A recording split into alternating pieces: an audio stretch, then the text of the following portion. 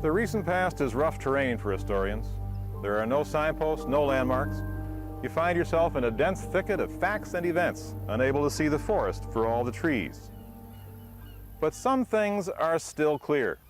Milwaukee has changed enormously in the recent past.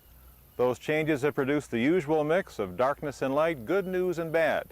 They began with the ferment of the 60s, and they continue today in your lifetime and mine. Milwaukee was busier than a three-ring circus in the 60s. So much was going on that no one could take it all in at once. But the 60s brought more than struggle and strife. Milwaukee, as always, made time for celebrations. The Great Circus Parade rolled off to its first start in 1963. It was a summertime staple for decades in all its colossal, stupendous, magnificent glory. And there were other reasons to smile. The musical extravaganza called Summerfest made its debut in 1968, only a year after the city was nearly shut down by a riot. Summerfest's lakefront site had been the home of the Midsummer Festival in the 1930s and a Nike anti-aircraft missile battery in the 1950s. Growing with its audience, Summerfest became the largest outdoor music festival in America, drawing as many as 1 million people each year. How you feel? Henry Meyer, the father of Summerfest, put the celebration in context. Truly, he said, in these days of struggles against blight, prejudice, and poverty, it is a pleasure to have at least one goal which involves joy. The mayor even wrote a song for the event, the Summerfest Polka. Milwaukee, so gay and so free. Milwaukee, Milwaukee, Milwaukee, a happy place to be. Milwaukee was a happy place for professional sports as well. The Milwaukee Bucks came to town in 1968. 3 years later, riding the broad shoulders of a young giant named Kareem Abdul-Jabbar, they won the NBA championship. Baseball made a triumphant return in 1970, when the Seattle Pilots became the Milwaukee Brewers. The team seldom left the cellar in its early years, but stars like Robin Yount and Paul Molitor carried the Brewers to an American League pennant in 1982. Milwaukee had plenty to cheer about after 1970, but there were broader patterns afoot. The ferment of the 60s produced a new perspective on urban life, a new way of looking at the city. Some things had been lost in the rush to the urban fringe, including a sense of history. Milwaukee rediscovered its roots after 1970, and its connection with the past was reborn.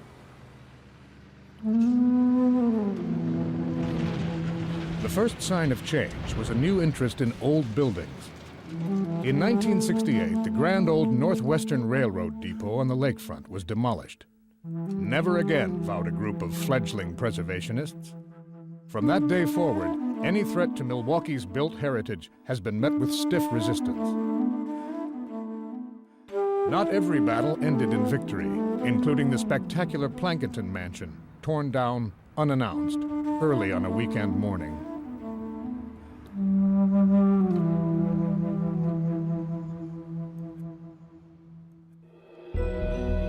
But many unique structures have been preserved to delight and inspire future generations.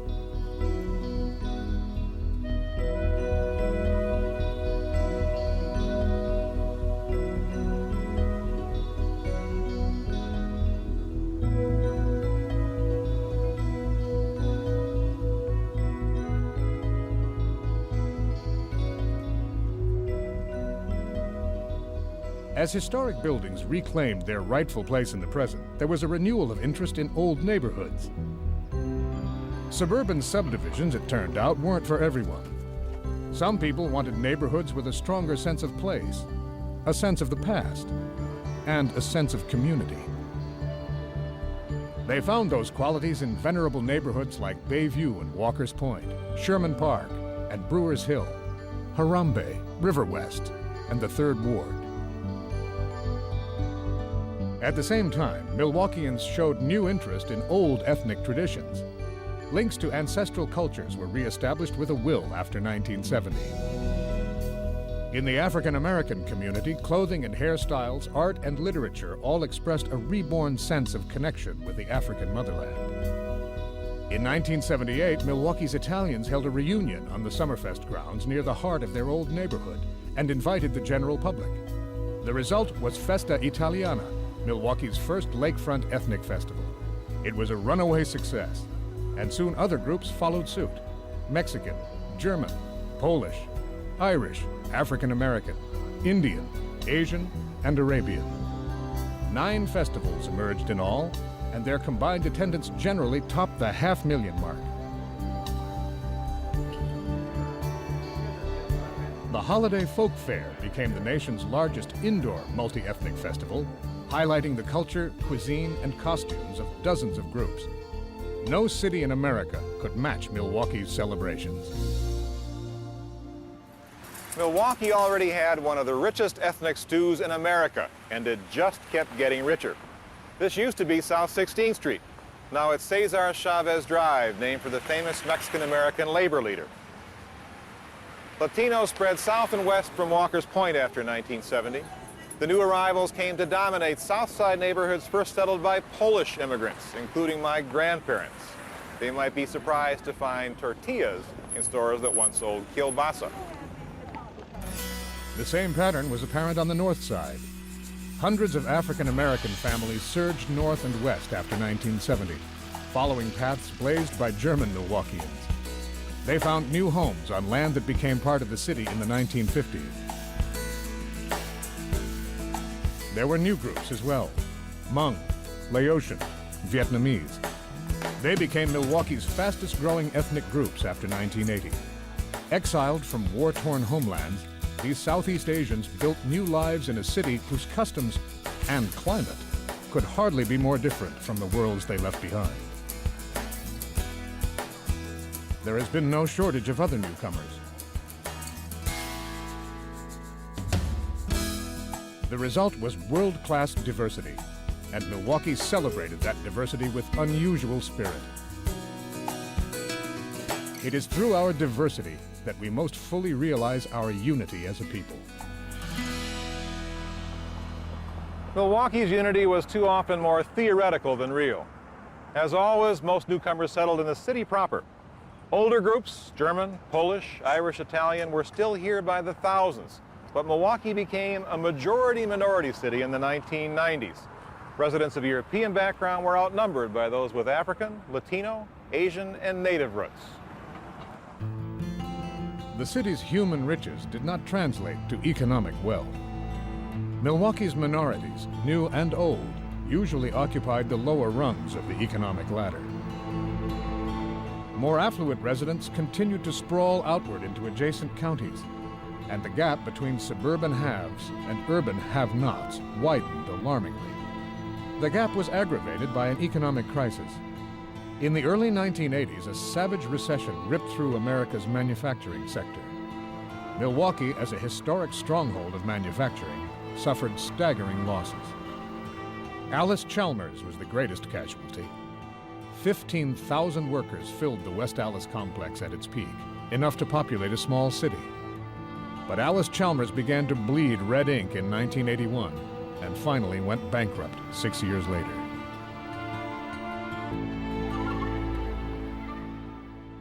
When the workers left, factory buildings came down to make way for this strip mall, and the last erecting shop was converted to retail space. An old overhead crane still lingers like a ghost from a vanished time.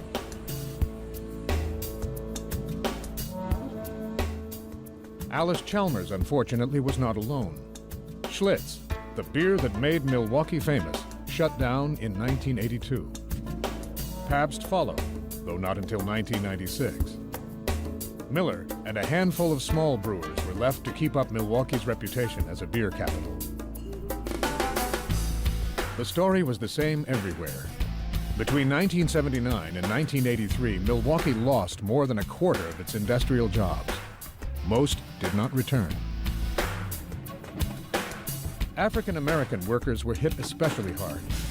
After years of struggle, they had finally moved into family-supporting factory jobs. When plants closed, they suffered a disproportionate share of the losses. The result was a sharp increase in African American poverty, even as the larger economy recovered. When the economy finally bounced back, it was obvious that manufacturing was no longer the only game in town. New leaders made Milwaukee a national center for commercial printing, medical imaging equipment, temporary help, department stores, and data processing for banks.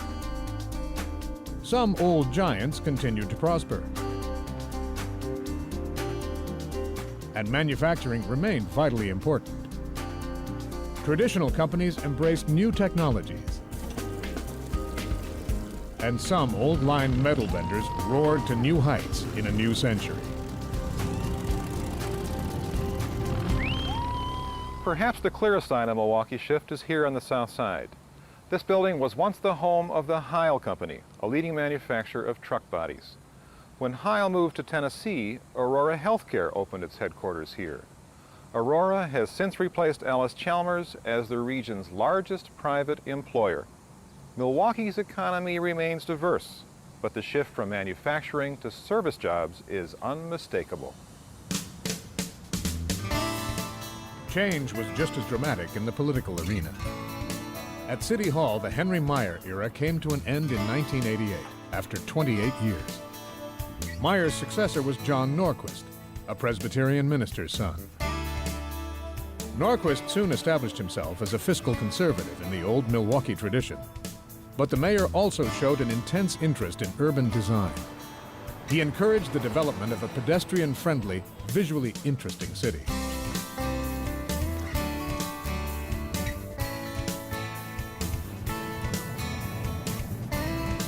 Norquist's influence waned after he admitted an affair with a female staff member.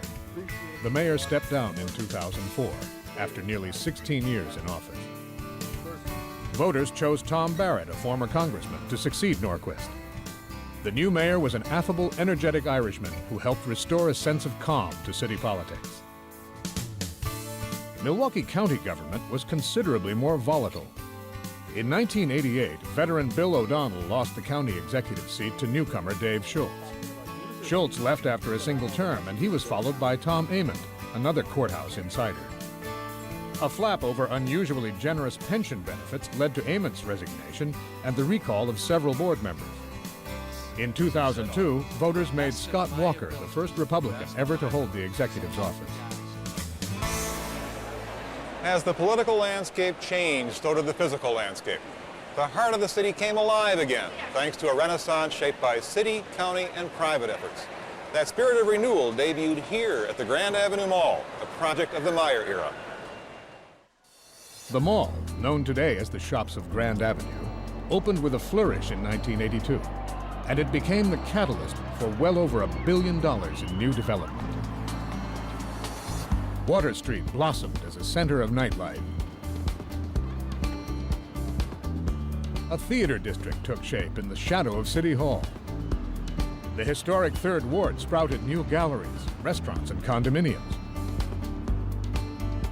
The Midwest Airlines Center gave both Milwaukeeans and convention-goers a new place to gather. The downtown riverfront was reborn. The Park East Freeway corridor was cleared for redevelopment. A striking new bridge opened the Menominee Valley to a future that included recreation as well as industry. Downtown became a place to live again, and the city's center began to feel like a neighborhood for the first time in half a century. Two more landmarks broke new ground: Miller Park and the Art Museum's Calatrava addition. The Art Museum and the ballpark mark a community that, after all these years, is still open to the future, still spreading its wings to tomorrow. Our journey ends at almost yesterday. We've been traveling through time in this series, following Milwaukee from its first faint stirrings to the complex metropolis of today. There's a vital link between past and present. History tells us how we got here. The story of our past explains the present and shapes our common future. From the very beginning, Milwaukee developed a story entirely its own, one that captured all the richness of the larger human drama. It has been a story punctuated by turmoil and tension, but by triumph as well. A story filled with colorful characters, some who took ethical shortcuts, and others who were civic saints. It has been a story of the constant struggle to make a living, and, more important, to make a life. Look into the faces of the ones who came before. Gaze deeply into their eyes, eyes that stare back from the far side of forever. What passes between you? What message do they send from their eternal stillness? We are not so different after all. We are connected, each to each, across the constantly shifting borders of time. We're all in the same family album. The faces change as the pages turn, but it's all one story, the human condition in its endless depth and complexity. And the story continues. We each take our place on the page, linked to all that's gone before. We wake each day to a world of infinite possibility and write with our lives the next chapter.